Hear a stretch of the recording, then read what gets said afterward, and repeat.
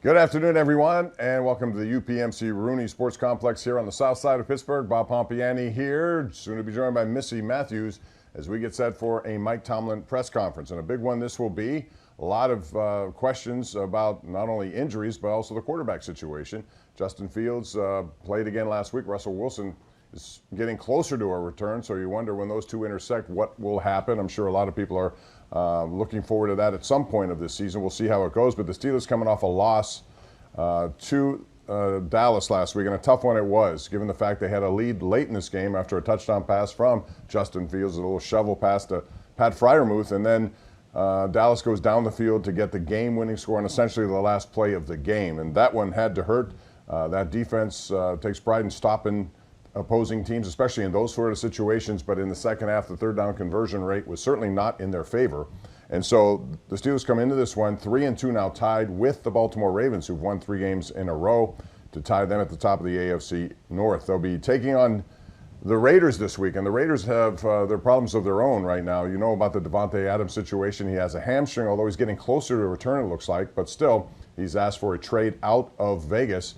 We'll see what happens with that, but they're coming off a loss to Denver last week, 34-18, and in that game, Gardner Minshew, who the Steelers have seen over the years, was pulled in favor of Aiden O'Connor. So they have some quarterback issues there as well to talk about, and I'm sure that will happen as the week goes on. But the Steelers looking to rebound from 2 losses in a row, and this is a team in Vegas they had success with, especially with some big plays last year. You might remember the Calvin Austin touchdown pass down the middle.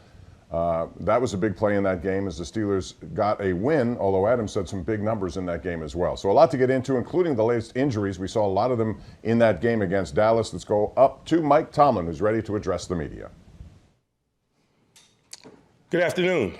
As we lean in on a new week, I'll start first with reviewing our last performance like I always do.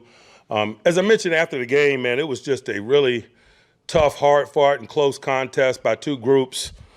We came up on the short end of it. And from my perspective, particularly as you look back at it, how do you learn and grow from it? The pain that comes with not getting it done. How do we use that as fuel as we lean in on this week?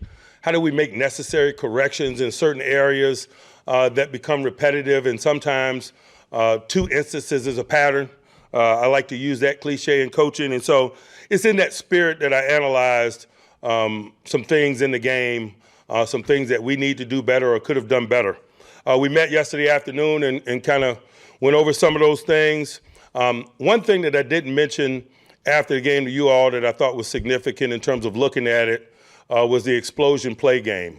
I thought they had big plays in game, and we didn't have enough big plays in game. And oftentimes, man, those chunk plays really affect how games unfold from a climate perspective. You can put together drives with less execution when you have big plays. You also obviously can change the field positioning component of circumstance when you have big plays. I thought a big sequence was we had them in 3rd down prior to the first half, and they hit a big play on us for about 48 yards. We got out of that sequence without giving up any points because D-Jack had an interception, but we missed an opportunity to maybe put points on the board prior to the half when we got the ball back because of how much ground we had to cover. I think we were 95-plus yards away by the time we got the ball back. Had we won that 3rd down and not given up that 48-yard play, the end of the first half could have been dramatically different. We had some big plays we had dialed up offensively, for example. Maybe the 2nd or 3rd play of the game, we had Connor leak out of the backfield down near sideline for a really potential score or big gain. We didn't connect on that. Sometimes we're just not putting them in the very best positions schematically to kind of get those things done on both sides. And so all of us, players and coaches, are going to continue to work. We realize explosion plays don't often define games, but they do kind of shape perspective within games, particularly from a field positioning standpoint. As I mentioned after the game, I thought the turnover game was significant. I thought we were able to keep the score down with some big plays. We blocked a field goal. We recovered a fumble in scoring territory. We had an interception in scoring territory. But those don't necessarily tee you up to score. We had good field position on the one interception that Joey Porter had. We turned that into points, for example. And so I thought the turnover component was big.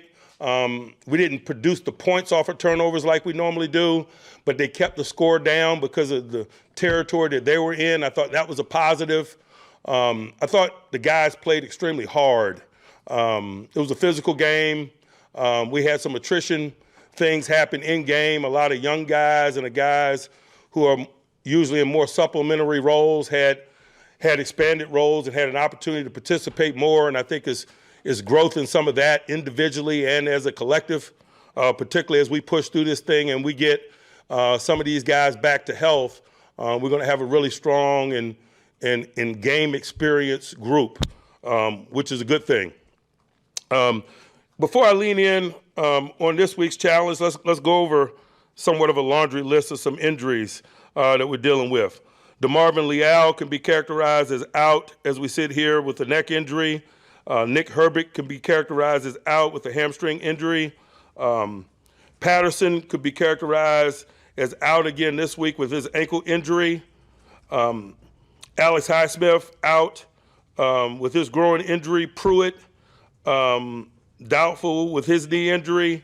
Jaylen Warren doubtful with his knee injury. A new addition to that list, KZ. KZ rolled his ankle in pregame, was able to function in game, but obviously on the other side of the game, it really swelled and he's not in a good spot. He could probably be characterized as doubtful as well this week. We had some other bumps and bruises associated with play. We'll manage those at the beginning of the week and expect those guys to pick up in terms of participation as we push through the week. Included in that is Isaac Seumalo, who played in his first game. We'll manage him at the beginning of the week, but no negative consequence for performance there from a health perspective for him. We're in a little bit different place as I stand here today with Russ this week than we have been in recent weeks. Just met with him and the training staff in preparation for tomorrow. Tomorrow will be the first Wednesday that he'll be a scheduled full participant. We'll see where that leads us. First, we'll see if he's able to obviously pull it off and get through the session. And if he does, what does the quality of that work look like, his ability to protect himself, et cetera, some of the conversations that we've been having, but just been having more in a hypothetical way. He's at the point of health now where we can work on a Wednesday without restrictions, and so we'll do so. He'll get reps with the second unit as to not disrupt Justin's preparation, and then we'll see where all of that leads us as we push through the week.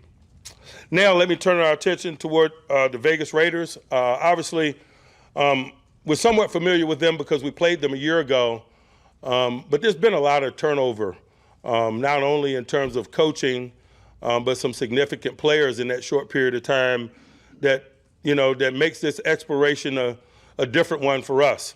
I'll start first on their defense. Patrick Graham is back as their coordinator. Got a lot of respect for him. He challenges you in a lot of ways, schematically. He's thoughtfully aggressive in a lot of circumstances. He likes to apply pressure. Even when he doesn't apply pressure in terms of number of people, he's got top quality rushmen that really control the climate from a passing standpoint. Max Crosby's a game wrecker. To be quite honest with you, it starts there. You got to minimize his impact on the game, particularly in one-dimensional passing moments. And it's more than just wishing someone good luck in terms of blocking them. You better do some schematic things to minimize him with body position and two people, et cetera. Things that he sees each and every week, though. It's not like I'm rediscovering the wheel here. He sees those type of things every week. And so we better do those things, but also work with extreme urgency in terms of minimizing his impact on the game. And then Christian Wilkins, they picked up in free agency from the Dolphins, man, is somebody that's new to them, that's, really talented. He's got a well-rounded game. He's disruptive in the run. He's disruptive in the interior in terms of passing. Looks like he's really catching his stride over the last 2.5 weeks or so in terms of his disruption, negativity that he's creating in his playmaking. And so it starts there for us, not only the individuals, but the aggressive schematics deployed by Patrick Graham. And then at the second level, just got a lot of respect for Robert Spillane. Had a lot of respect for him when he was here in terms of his approach to business. It's really good to see how his career is taking off in Las Vegas. I think he is their defensive captain. He's a splash playmaker. He made a ridiculous amount of tackles a year ago, but also had plays on the ball in terms of turnovers, 3 or 4 interceptions. He's doing similar things for him this year. He's in all circumstances. He's a really good communicator, doing a really good job for those guys. They got some top quality people on the back end, man, some ball skill corners, a good safety rotation of guys. They play a lot of people, as I mentioned when I was talking about Patrick Graham, schematically, particularly in situational moments, man, his utilization of personnel. He'll go nickel 4-2, nickel 5-1. He'll go dime. He'll put 6 DBs on the field in one-dimensional passing moments. Out of all of those personnel groups, he has a solid complementary package of blitzes, strong side stuff, weak side stuff, zone blitzes, man concepts. He just does a really good job of working to keep coordinators and offensive units off balance with a well-thought-of mix of aggressive football. On the offensive side of the ball, I know they've been rotating quarterbacks, some over the first 5 weeks, but I got a lot of respect for Minshew, man. Been in stadium with him. I've just always appreciated his moxie and in-game savvy, his ability to extend, his ability to utilize his legs in an effort to make things happen. Just this past Sunday, the first 2 third downs of the game, he converted with his legs on 2 11-yard runs as an example of that. Obviously, they got talented people to distribute the ball to. I don't know the status of Devontae Adams, but if I'm talking about eligibles, I better start there. We had our issues with him a year ago. Thankfully, it didn't determine the outcome of the game, but it just speaks to the type of dynamic player he is and the way that he can, explode in a game. Not only in terms of volume of catches, but what he does with it after the catch. He's just got a well-rounded football game, route running, hand selection, late hands, combat catching, you name it. He does it all at a really high level. Got a new acquisition in Brock Bowers that requires our attention. Since Devontae has missed some time, you really feel and see an uptick in their utilization of him as a target. He's doing the same things really in the NFL that we saw on Georgia tape. I think he leads all tight ends in receptions and yards. His run after is exceptional. His combat catch skills and his ability to come down with the ball in traffic is exceptional. You saw that early last week on that catch and run that produced that, I think, 58-yard touchdown. But they got a lot of guys, man. I've always respected Jacoby Myers and his well-rounded game. Trey Tucker is a jet sweeper, double move guy. He's got really good top-end speed. DJ Turner's role has been elevated since Devontae has missed some time. DJ was next door here at Pitt. He's a sturdy body wide out. He's good in traffic. He can oftentimes play inside against linebackers in positions like that because of his sturdy build. I think they even handed him a ball out of the backfield on a run last week as an example of the versatility within his skill set. So we got a lot to deal with, to be prepared for, but more than anything for us, it's about getting back to business, and getting back to business is winning and putting together a plan that allows that to happen, dividing the labor, highlighting the skill sets of the people available to us. Certainly we got some people that are missing this week due to injury, but we don't waste a lot of time focused on that. To be quite honest with you, we focus on the readiness of those that are available and how we divide that labor up.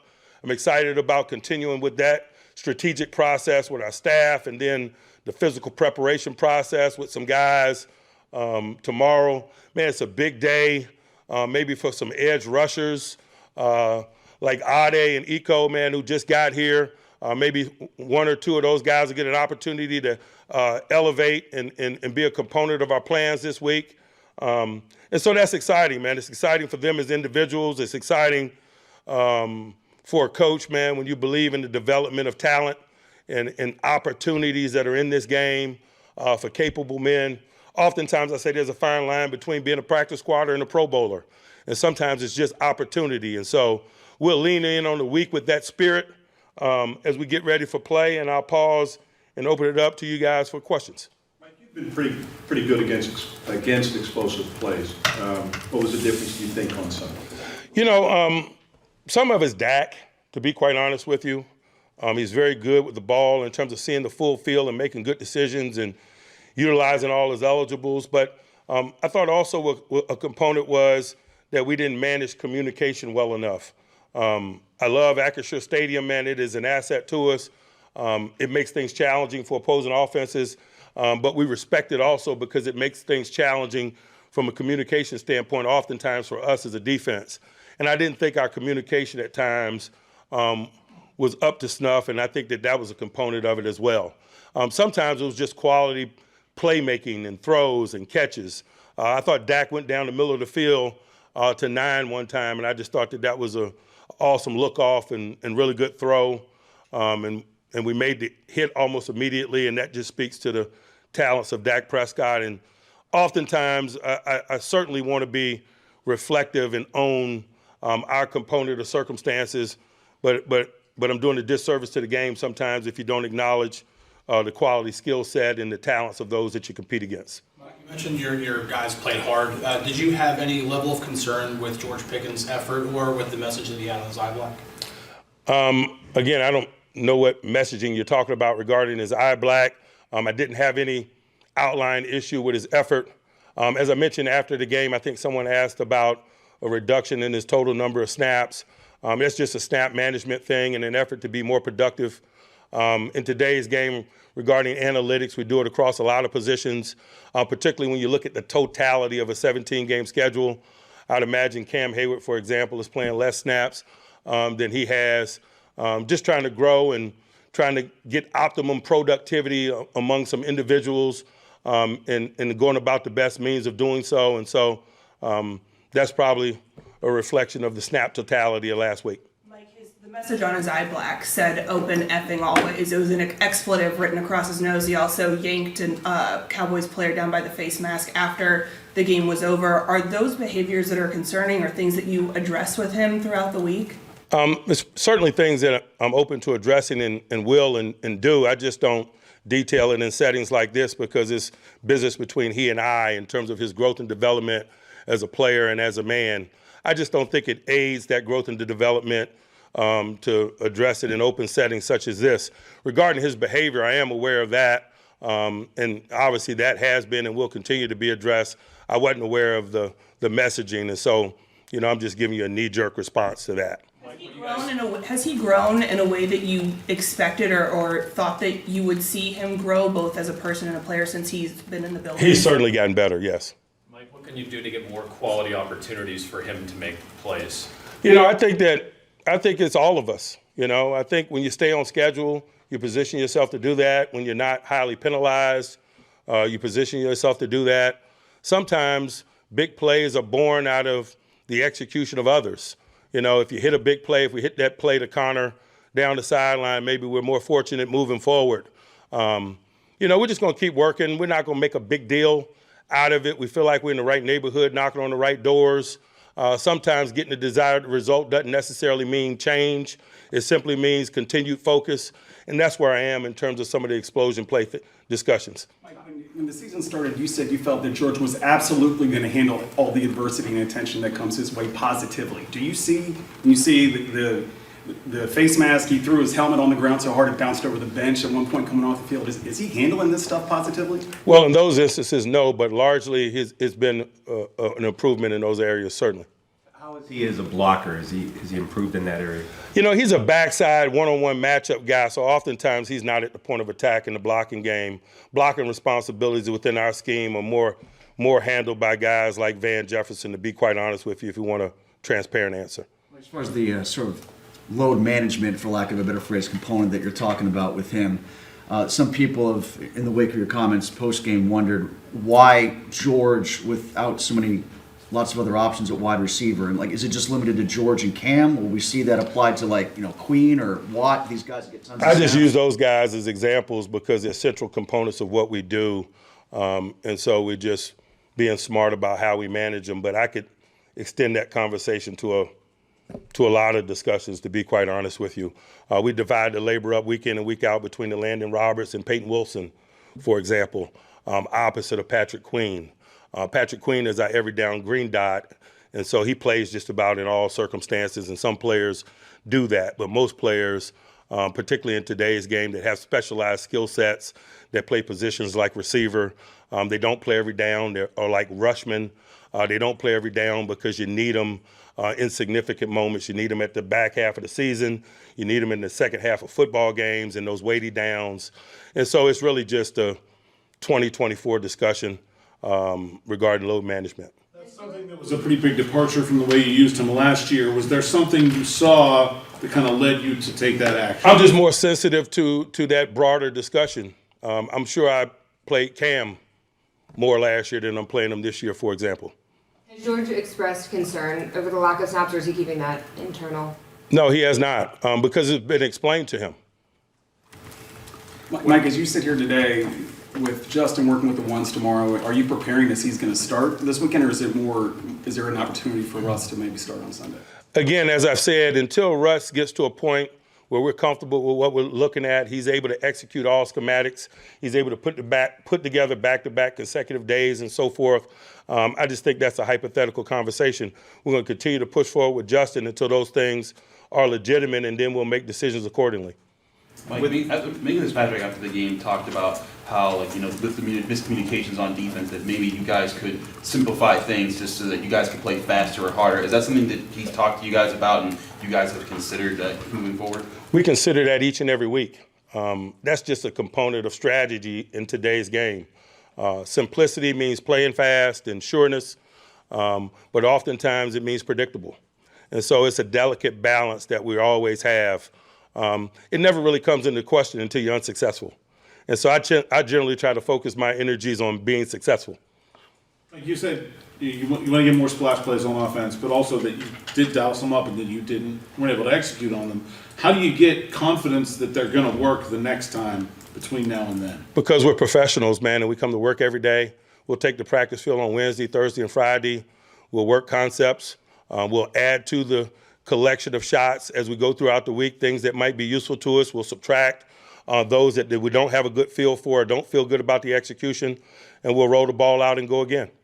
Justin was less accurate in the last game than he had been over the first 4 games. Is there something that Dallas was doing or something that just wasn't working for him? How do you kind of explain that discrepancy? It's probably a little bit of both. I think each game or performance kind of stands on its own, and there are always some variables that affect performance, whether you're talking about an individual or a collective, certainly.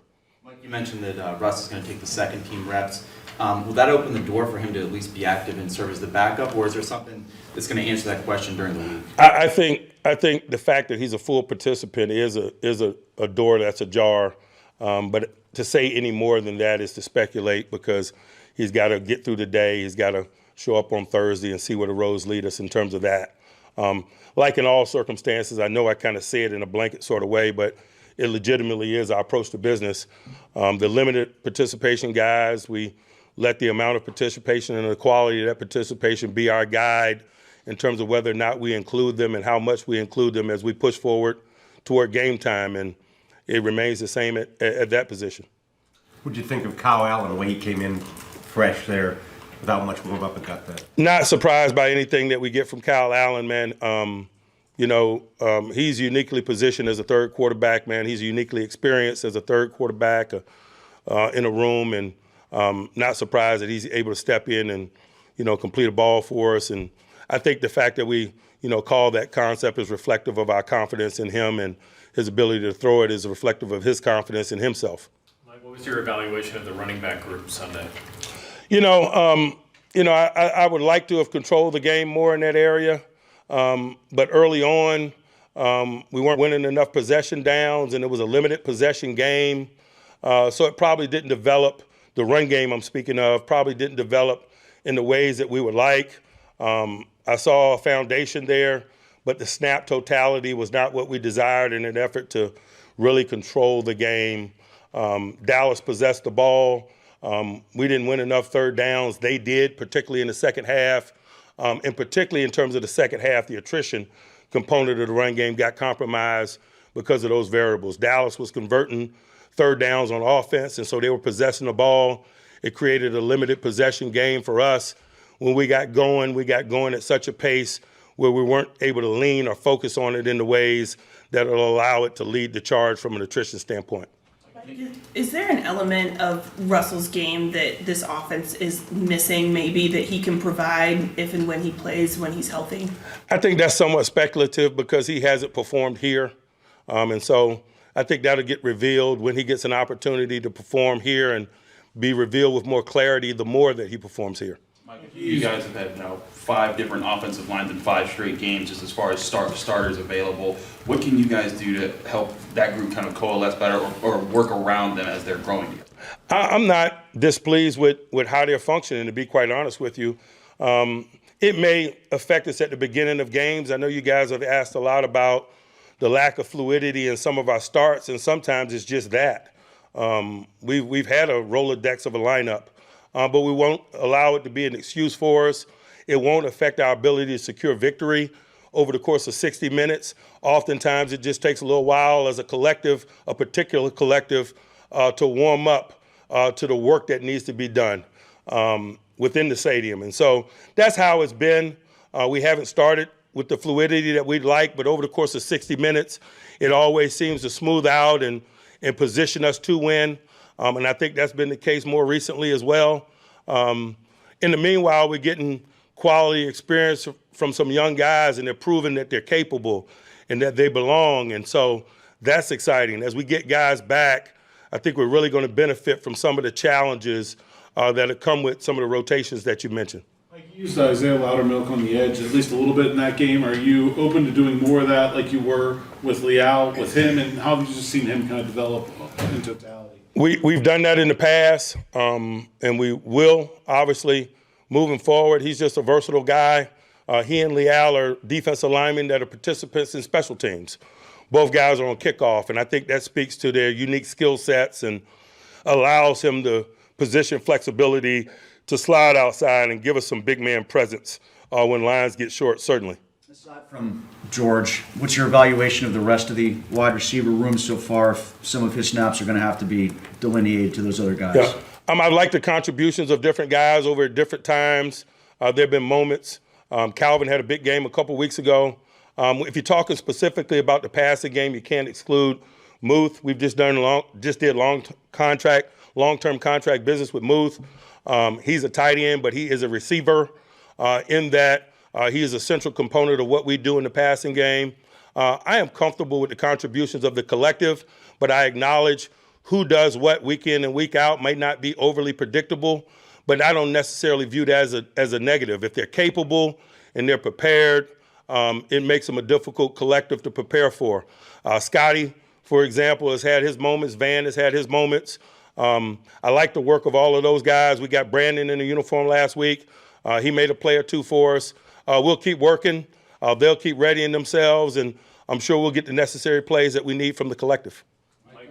Like on the play by Landon Roberts, the forced fumble, I know it looked like you mentioned something to Minka before that. Is that something he sees and does on his own, or is that something that you guys coach up?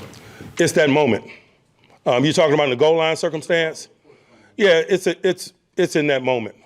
It's a skill set that he brings, certainly, a feel and timing, but it's also definitely something that you coach in those moments. Mike, I know you said you haven't had a general problem with George Pickens' effort, but have you seen him maybe not run routes as hard as you think he should on certain plays, or is that a note that you guys have had on offense, like, hey, need this more out of here, or is that part of the load management discussion? It's certainly part of the load management discussion.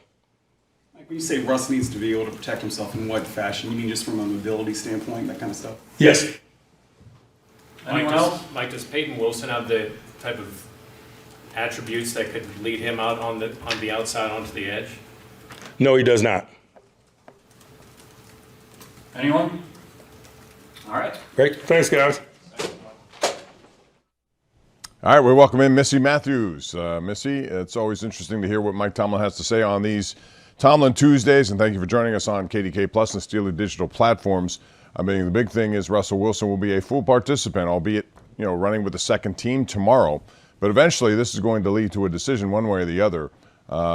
He's progressing health-wise. That's a good thing, but they have to see throughout the course of this week if he's capable of dealing with what you have to deal with on a normal Sunday in the NFL. Yeah, I think Coach Tomlin made it clear that he's going to run with the second unit so that Justin Fields can continue to prepare as the starter with the rest of the ones. Was asked hypothetically, could we see Russ as the backup, not the emergency third quarterback this week? And I think potentially based on what he said, if he's able to go full all week, that seems more likely. But I think starting this week, I'm not necessarily seeing that happening. Yeah, I mean, Justin Fields, engineered a nice drive which resulted in a go-ahead touchdown late in that game. I think what we've seen over him over the past several weeks is encouraging, certainly. So that's part of the decision-making process there. But again, and Mike had to address this, the slow starts. That has been a problem with this team in terms of getting off to better starts so that you put the other team in a position to come from behind, which I think feeds into the way that defense plays.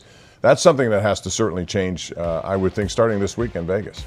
Yeah, I do think, though, a stark difference from what happened against Dallas than what we saw in Indy going down 7-0. They were kind of, trading field goals and points back and forth. It didn't seem like it got too far out of hand that the Steelers wouldn't have had a chance to stay in the game. But agree, the miscommunication on defense, just the self-inflicted wounds. It's all the players talked about afterwards in the locker room. The penalties, 5 in the first half, that was something that, was an issue early in the season. They seemed to clean it up, and it was hampering them again. Those are things that can't happen. Yeah, and we'll get into George Pickens, what he had to say about that, and also, the guys who are behind him and some players who have to make more contributions to this pass game as they move forward. It's the Steelers and the Raiders coming up on Sunday, 4:05 on KDKA. Steelers need to get back on the winning side after losing 2 in a row. They've allowed the Baltimore Ravens to catch them now. They're both 3-2. We'll continue with our conversation about Mike Tomlin, what he had to say today on a Tomlin Tuesday, right here on the UPMC Rooney Sports Complex on the south side of Pittsburgh. We'll be right back.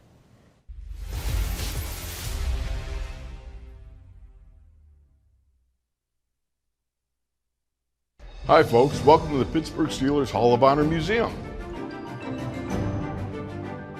Now this is the best era. I couldn't agree more. Those teams were unstoppable. The teams were really good in the 90s. Come on, you couldn't catch those teams of the 2000s. Literally. The 70s were the best. No way, the 2000s. Whoa, stop fighting. I think every era was pretty sweet. You said it, kid. Hope you guys enjoyed yourselves. Wait, your T? You guys' defense, you get 2 interceptions, a fumble, a blocked field goal, and everything kind of comes down to one play at the same time. Yeah, that's usually how these games come down. You know what I'm saying? And we're holding up, and we gotta stop them on that one play. Second and third down, Landon pops the ball loose on the one play, incompletion on the other play. You guys come out for fourth down after they called the timeout. What did you see? I know Mike called the timeout. Did you just not have the right look that you wanted there based on what their personnel was? I'm not sure. I think they Coach T just wanted to see what they were going to come out in once they broke the huddle. How concerning is it that there's still these communication issues, and Mike T called it a lack of connectivity on defense in the first half? You guys have been through 4 or 5 games now that these are still coming up. I don't think it's too high of a concern. I think it's easy fixes. I think we just gotta overemphasize it during the week. We gotta practice with crowd noise the entire week. We gotta make sure everybody knows what they're doing. We gotta make sure everybody's on the same page. It's a new secondary. We got a lot of new faces, younger faces, and we might not have that chemistry that we had in the past, but it's definitely something that we can work on.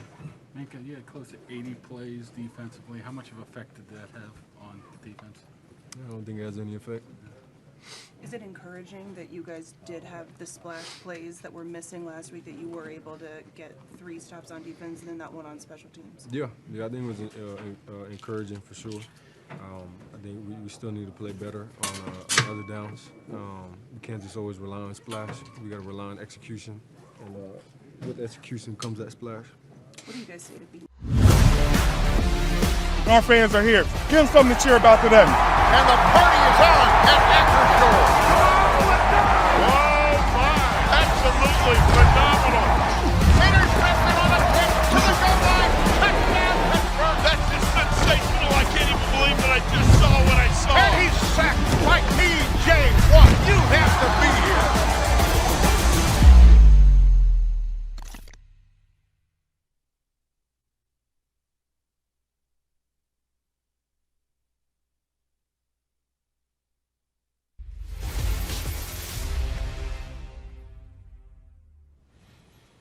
All right, welcome back. Bob Pompiani, Missy Matthews with you at KDKA Plus and Steeler Digital Platforms. This week it's a trip to Vegas to take on the Raiders, a place where they won last year. George Pickens has to be a big part of this. And, of course, a lot of questions at Mike Tomlin about the performance last week and some of the stuff that he reacted to, which was throwing his helmet, pulling a guy's helmet at the end of the game, and those sorts of things. And, you know, when he was drafted, Mike Tomlin said there were red flags they were aware of, a lot of rumors, but they believed he is the kind of person they want him to be. And that was part of this discussion today. Those instances obviously are frustration born, I would imagine, but they're also not a good look, and he needs to make sure that he takes it to the field and doesn't let that stuff affect him while he's on the field running pass routes. Yeah, I think there's enough veterans, especially on the offensive side and defensive side, that can handle it as well. But Coach Tomlin said point blank, there's a lot of discussions that he has with George that he's not going to air openly in a press conference to give people the headlines and different things that they want. But agree, obviously he was going back and forth with a lot of the DBs just in the game. The penalty that was called that helped him on that catch when they came with the late hit. And I think it was one of those tough games. So can't make excuses for the behavior. It's something that has to be cleaned up. Right. I think what was more, not alarming, but was shocking, I think, was the snap count for George Pickens, somebody who we have not seen that decrease in snaps. But Coach said after the game and said it again today that it was more of a snap management so that the snaps he's there, they can be intensified. But the only thing is, if you reduce his snaps, he's the biggest playmaker I think they have at wide receiver. So they need somebody, if not him, to step up. And so far, if you look at the wide receiver contribution in terms of touchdowns, only one touchdown for all the group and none for George Pickens. He needs to be, and I think we saw this in the preseason, Missy. We did games where he was a target in the red zone quite a bit. That has to, I think, increase moving forward, and he has to be the #1 recipient of it. Yeah, definitely. And I think, it can be timing. It could be a number of things. I think Dallas was playing very physical on defense. They knew what Justin Fields and the Steelers offense wanted to do. But even, Pat Freiermuth, he's one of those guys that can be involved a lot as well. Even though he is not a wide receiver, he is that guy that there's a reason they gave him a contract prior to the start of the regular season. Also, the run game just doesn't seem to be able to get on the ground running and to be part of what the Steelers offense is doing. So when you're one-dimensional, it becomes a lot harder to do what you want to accomplish. Yeah, no question about that. Najee Harris's numbers were not what the Steelers certainly wanted to see, and they didn't have anybody behind him, which kind of leads us into the injury situation this week because there are a lot of guys who are going to be out. And I guess since we're watching video of their offense, we should start with their run game. They're going to miss some key members of that run game again, it looks like. Yeah, just to provide some perspective really quick about the explosive gameplay that Coach mentioned, the Steelers, their longest completion was 21 yards. Dallas had 4 of those 27 or longer in that game, and that was the first thing that Coach Tomlin had mentioned after he went through, a recap of the loss and then talking about the injuries. As you mentioned, a laundry list, quite frankly. On offense, it sounds like Jalen Warren, Michael Pruitt, Cordarrelle Patterson are either going to be out or doubtful. And then you have the in-game injuries of Nick Herbig, DeMarvin Leal, DeMonte KZ got hurt during pregame but played through it, and then Alex Highsmith. So a lot of key players there, and we saw what happened when Nick Herbig went out. DeMarvin Leal was able to step in, but then he got hurt. And your only outside linebackers were TJ Watt and Jeremiah Moon. We saw Isaiah Loudermilk not only block a field goal, but also have to play a little bit more on the edge as well. And Coach Tomlin was asked about that. It could be that it's Isaiah Loudermilk over there. They have some other guys they're bringing in, and they have brought in, and so we'll see what happens in that mixture. But this is just the way it is in the NFL. There are a lot of injuries with every team at this juncture of the season. We're only 5 weeks into it, but it seems like over 17, man, there are a lot of things that happen, and you have to be willing and able to offset some of that stuff. So with the backfield, it's interesting. Najee Harris was in there, and without Patterson, without Warren, I thought he would be a guy who's going to carry the ball 25 to 30 times in that game, and that wasn't the case. Again, this may fall under the load management stuff, but there was a time when Mike Tomlin would absolutely zero in on one guy and, quote, run till the wheels come off. That wasn't the case this past week. Well, I think it was a difference of who the other running backs were that were active compared to if it was Jalen Warren and Cordarrelle Patterson. But they wanted him to be fresh for the end of the game, and injuries can sometimes play a factor, but not to mention, as Coach called it, the Rolodex of lineups in terms of the offensive line. That has not helped whatsoever. I mean, great that Isaac Seumalo was back, but they played without him the first 4 games, just got him back week 5, and it just seems like you have 3 rookies. There's a lot that can change, and sometimes there's mistakes too. No question. And just when they get Samalu back, it's Daniels who goes out, and he's out for the year now. So they've had 3 of those guys on offensive line out for the year. So it does force the backups to come up in big situations. I thought Mason McCormick did a pretty good job, given the fact he is a rookie, along with Frazier. Those are 2 first-year guys. You throw them into baptism by fire. That is the offensive line. That's not an easy thing to do. We'll take a break, come back with more as we continue here with the Mike Tomlin press conference on a Tuesday, getting set for the Vegas Raiders coming up on Sunday. You'll see it on KDKA. We'll be back right after this.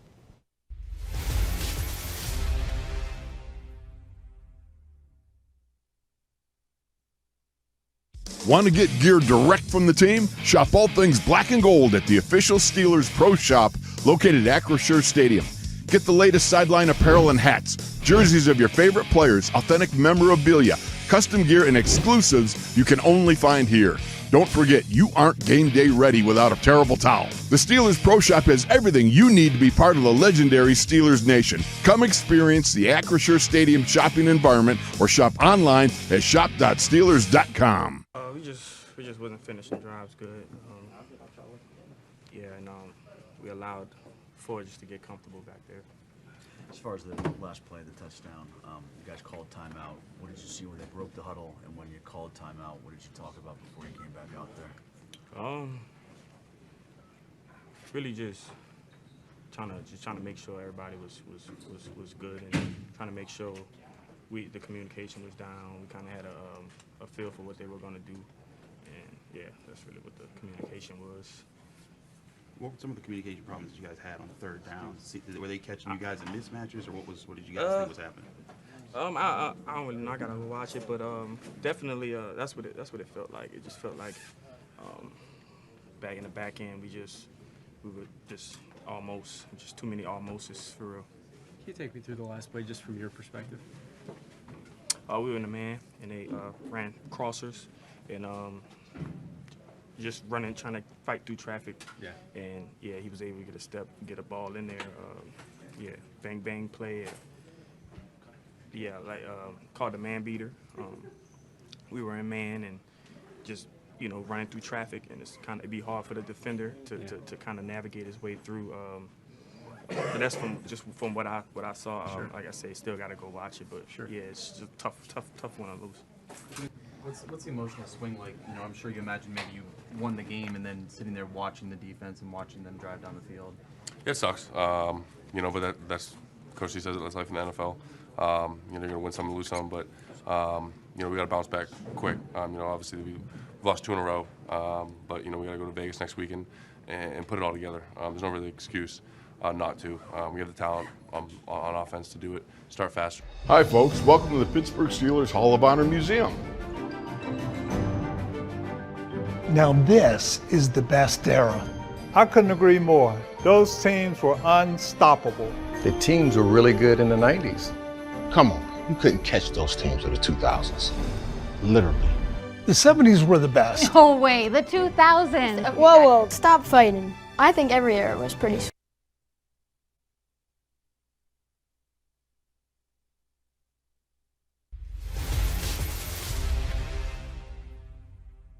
We're in a little bit different place as I stand here today with Russ this week than we have been in recent weeks. Just met with him and the training staff in preparation for tomorrow. Tomorrow will be the first Wednesday that he'll be a scheduled full participant. We'll see where that leads us. First, we'll see if he's able to obviously pull it off and get through the session. And if he does, what does the quality of that work look like, his ability to protect himself, et cetera, some of the conversations that we've been having, but just been having more in a hypothetical way. He's at the point of health now where we can work on a Wednesday without restrictions, and so we'll do so. He'll get reps with the second unit as to not disrupt Justin's preparation, and then we'll see where all of that leads us as we push through the week. That's Mike Tomlin talking about the health of Russell Wilson and how he's progressing to the point now where he can practice fully tomorrow, albeit with the second team. But Missy, this is the first time that he's left the door open for something other than Justin Fields to be the starter. I think he's said in the past that we'll go on with the assumption that Justin will be our starter on Sunday. We'll see what happens. He didn't necessarily say that today.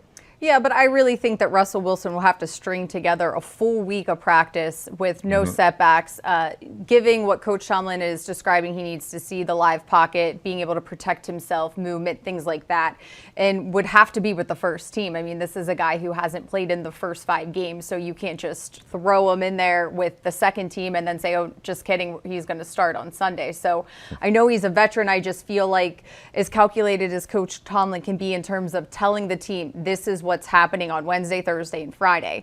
I think maybe next week, if this goes well for Russ, then maybe that's a different conversation where we're going to split the first team reps and see where we go. Yeah, I agree with that. I think Justin Fields is, to me, played well enough to continue in that role, and there's no, it's a long season. He's coming off a calf injury, Russell Wilson. Those things have been difficult to manage sometimes, and if they come in a little too early, it could trigger something else. So I think they want to be absolutely sure that he can handle that. So, I mean, if Justin Fields was struggling, I can understand why they may rush that, but to me, he's not. And I thought in the second half he made some key plays in that drive that gave them the lead late before Dallas won the game. First half, a little erratic, going down the field. They did go deep a few times, and they did not connect, although that pass to Hayward I thought was a pretty good pass. Just he couldn't corral it at the end.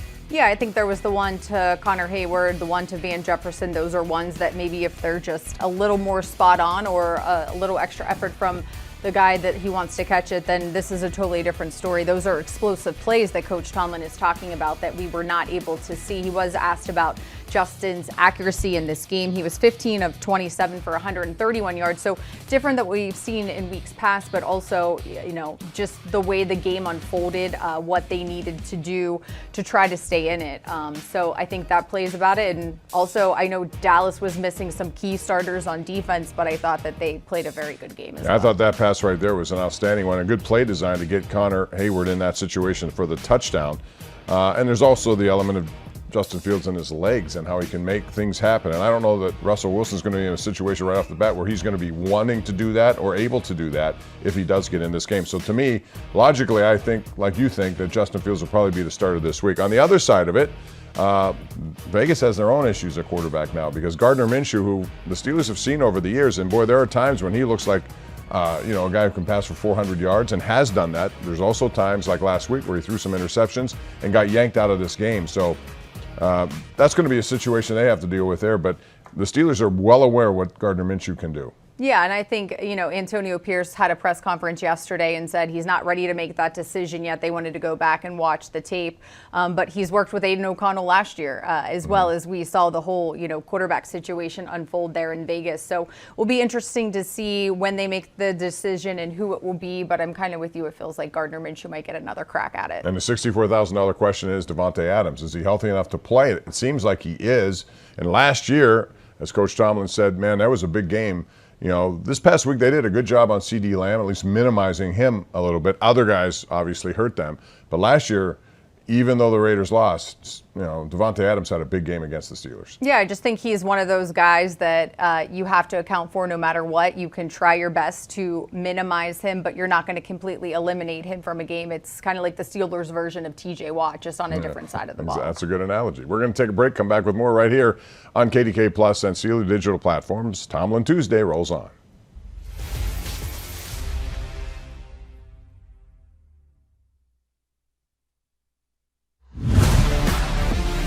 Our fans are here. Give them something to cheer about today. And the party is on at Acrisure.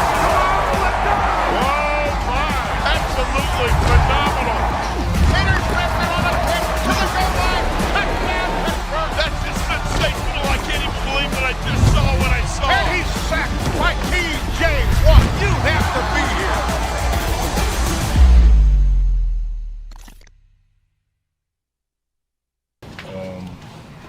Game of inches. Wish we could have got that one more low.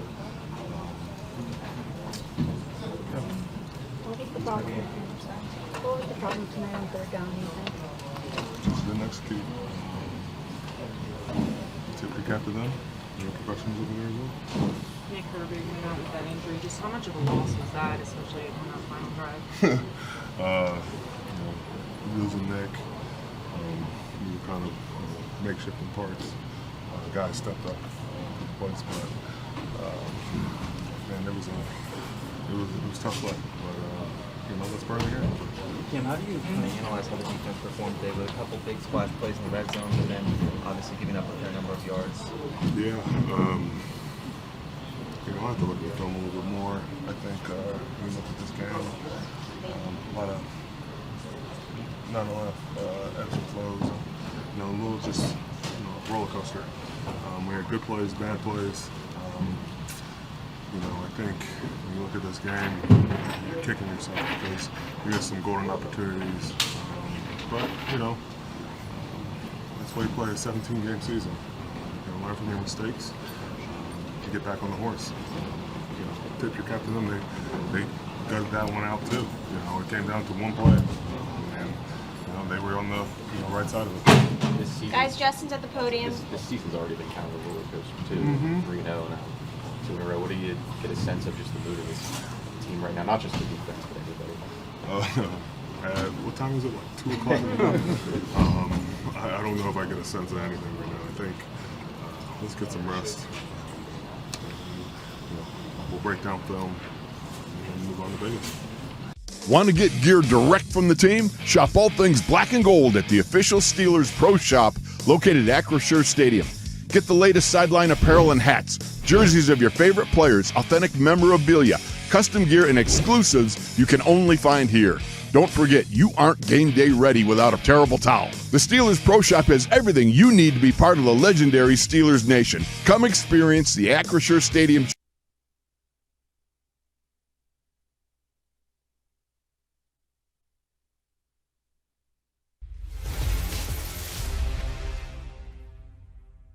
Max Crosby's a game wrecker. To be quite honest with you, it starts there. You got to minimize his impact on the game, particularly in one-dimensional passing moments. And it's more than just wishing someone good luck in terms of blocking them. You better do some schematic things to minimize him with body position and 2 people, et cetera. Things that he sees each and every week, though. It's not like I'm rediscovering the wheel here. He sees those type of things every week. And so we better do those things, but also work with extreme urgency in terms of minimizing his impact on the game. Steelers have T.J. Watt. The Raiders have Max Crosby with 2 X's in his name, and he's a guy who you better X mark the spot. Take care of him, because if you don't, and we saw this last week, he was out with an injury, came back still. Very productive day for him at the office. Yeah, through 5 games, has 5 sacks. And it sounds like, maybe a Darnell Washington, try to help out a little bit with a game and extra eligible or something like that, because he is one of those guys that you have to account for in every single play. Got to give him the T.J. Watt treatment. That's have right. 2 or 3 guys on him and take him out of the game. When we come back, in case you missed it, we're going to recap the injuries for you. There was a lot on his list today, so we'll talk about that and more as we get set for the Raiders coming up on Sunday. We'll be right back.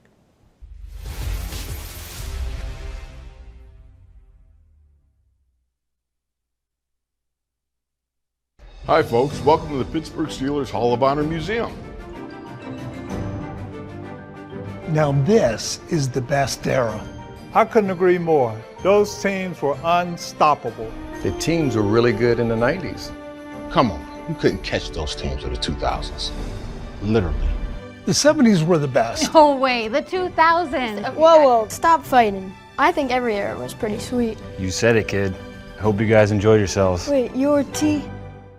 TJ, what made them so difficult to get off the field on 3rd down?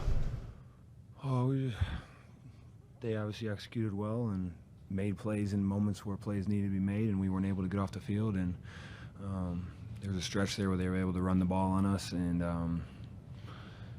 that's kind of what led to those long drives. I think there were 14 to 16 play drives, something like that. And obviously, when numbers are limited, it's just a long time to be out in the field. And tip the cap to those guys. They had a great game plan and they executed better than we did. An injury to Nick. Did you see Jeremiah step up in his first game, his debut? Yeah, I mean, I'll have to watch the film on how Moon did, but he's prepared really well since he's been here, and it's the next man up mentality. It always has been. Justin, these slow starts have been a recurring theme with this team. What do you think it is that's holding you guys back, and how frustrating is it that it is something that's popping up week after week? I mean, yeah, it's definitely frustrating, but it's just ourselves, to be honest with you. What are the issues stemming that you guys see on third down as far as, execution or opportunities? Is it kind of different things, or is there a central thing that you guys aren't pulling together in those moments? Yeah, I mean, penalties make it hard, especially when you're in third and manageable, third and short. If we get those penalties, make it, third and 10 or third and longer, whatever it is. Of course, that's going to make it harder.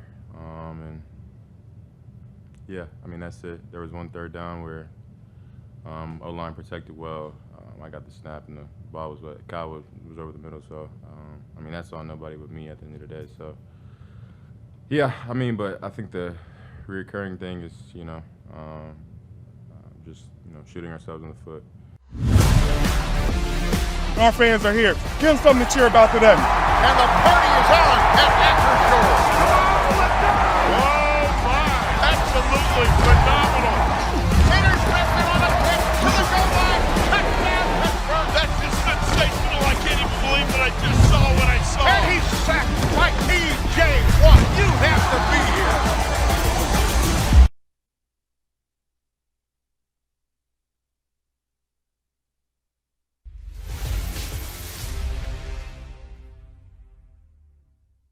DeMarvin Leal can be characterized as out as we sit here with a neck injury. Nick Herbert can be characterized as out with a hamstring injury. Patterson could be characterized as out again this week with his ankle injury. Alex Highsmith out with his groin injury. Pruitt doubtful with his knee injury. Jaylen Warren doubtful with his knee injury. A new addition to that list, KZ. KZ rolled his ankle in pregame, was able to function in game, but obviously on the other side of the game, it really swelled, and he's not in a good spot. He could probably be characterized as doubtful as well. All right, definitely a laundry list, and heading into week 6, not what you want to see in terms of injuries when most guys are doubtful or already ruled out on Yeah, a the Tuesday. offensive lines had so much, and now all of a sudden, the guys on the defensive side are starting to fall here when you have significant players not there, and the backfield too. When you talk about Najee Harris, you need some help there, and both the guys who were counted on to do this are not going to be available. So it's just part of playing in the NFL, and they got to dig deep for this one. Yeah, and I think it stinks. You saw what Jaylen Warren was able to do last year, and then Cordero Patterson in Indy. So it's unfortunate, but it's part of the game. All right, Missy, thanks as always. Appreciate it. Game is 4:05 on Sunday, KDKA. Have a good day, everyone.